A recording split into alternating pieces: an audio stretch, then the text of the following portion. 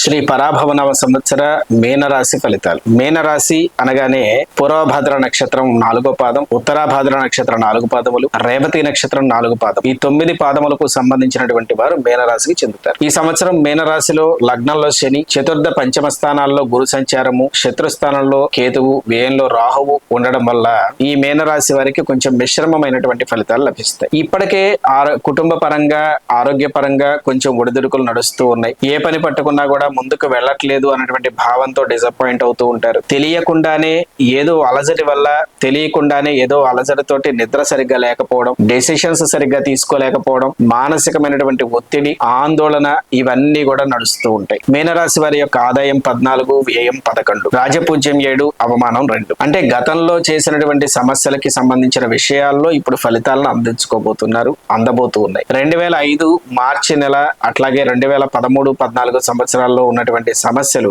మరలా ఇప్పుడు త్వరలో రాబోతున్నాయా అన్నటువంటి మార్గంలోకి జీవితం ప్రయాణం చేయబోతూ. నిద్ర సరిగా లేకపోవడం వల్ల బలహీనతలు అనిపిస్తూ ఉంటాయి, శరీరం బలహీనంగా కనిపిస్తూ ఉంటుంది, ఏదో తెలియనటువంటి ఉత్సాహం ఒక క్షణం వస్తుంది, ఒక్కొక్క క్షణం నిరుత్సాహంగా అనిపిస్తూ ఉంటుంది. ఖర్చులు ఎక్కువగా ఉంటాయి, డబ్బు వస్తుంది కానీ వెంటనే ఖర్చు అయిపోతూ ఉంటుంది.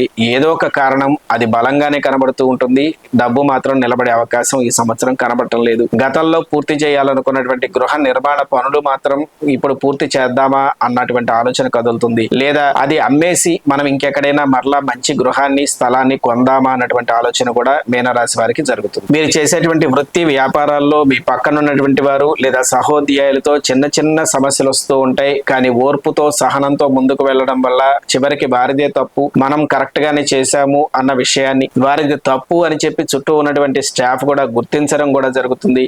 అంతిమంగా ఫలితం మీకు అనుకూలంగానే వస్తుంది. గృహంలో కూడా కొంత టెన్షన్ వాతావరణం ఉంటుంది. మనల్ని చూసి వీరు ఏమీ వర్క్ చేయడం లేదని కానీ, లేదా పట్టించుకోవటం లేదని కానీ, లేదా కొంచెం చెప్పిన పని వినకుండా, చేయకుండా, శ్రద్ధ పెట్టకుండా నిర్లక్ష్యంగా ఉంటున్నారు అన్నటువంటి భావన కలుగుతుంది. కాబట్టి గృహంలో కూడా ఇబ్బంది ఏమీ కలగదు, కాకపోతే అపార్థాలకు లోనే అవకాశం ఉంది.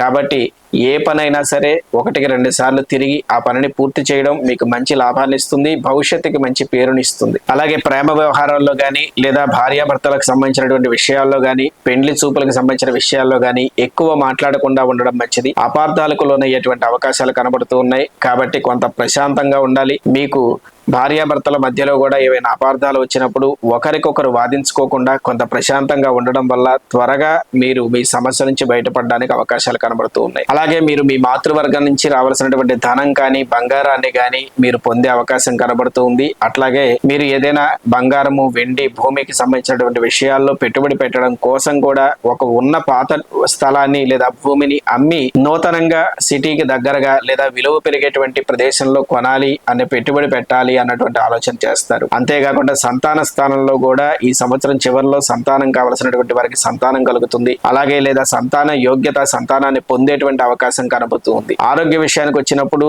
మీ శరీరంలో గుండె, ఎముకలు, అలాగే పన్ను, చెవి వీటికి సంబంధించినటువంటి విషయాల్లో, చర్మ సంబంధమైనటువంటి విషయాల్లో కొంత అనారోగ్య సమస్యలు కనబడుతూ ఉన్నాయి. ఇక వివాహానికి సంబంధించినటువంటి విషయాల్లో మీ నిర్ణయమే ఆలస్యంగా ఉంటుంది. మిగిలినటువంటి సంబంధాలన్నీ కూడా, వివాహానికి సంబంధించినటువంటి వ్యవహారాలన్నీ కూడా ముందుకు నడుస్తూ ఉంటాయి. మీరు ధైర్యం చేసి ముందుకు వెళ్లి వివాహం చేసుకోవడం వల్ల, లేదా ఇంట్లో వాళ్ళు చూసినటువంటి వివాహం చేసుకోవడం వల్ల మీకు మంచి ఫలితాలే ఉంటాయి, కానీ ఇబ్బంది అయితే ఉండదు. కాబట్టి ఈ సంవత్సరం నూతన వ్యాపారాన్ని చేయడము, అలాగే పెట్టినటువంటి పెట్టుబడులు లాభాలు రావడము ఇవన్నీ జరుగుతూ ఉన్న మానసికంగా కొంత ధైర్యంగా ఉండడము, నిదానించి మాట్లాడడము చాలా ముఖ్యము. కాబట్టి ఈ సంవత్సరం మీరు ఆంజనేయ స్వామిని ఎక్కువగా ధ్యానించడము, ఆంజనేయ స్వామి వారి గుడికి వెళ్ళడము చాలా మంచిది. ఇంకా మంచి ఫలితాలను ఇస్తుంది, మీకు మానసికంగా ధైర్యాన్ని ప్రసాదిస్తుంది. కాబట్టి ఇంకా ఎవరైనా మీనరాశికి సంబంధించినటువంటి వారు మీ పర్సనల్ జాతకంలో ఏదైనా ప్రాబ్లం ఉన్నట్లయితే vasaviastrology.com అనే వెబ్సైట్ లో మీరు ఆన్లైన్ కన్సల్టేషన్ తీసుకోవచ్చు. అలాగే మీరు మీ డీటెయిల్స్ పోస్ట్ చేయడం ద్వారా కూడా మీ పూర్తి వివరాలు తెలుసుకుని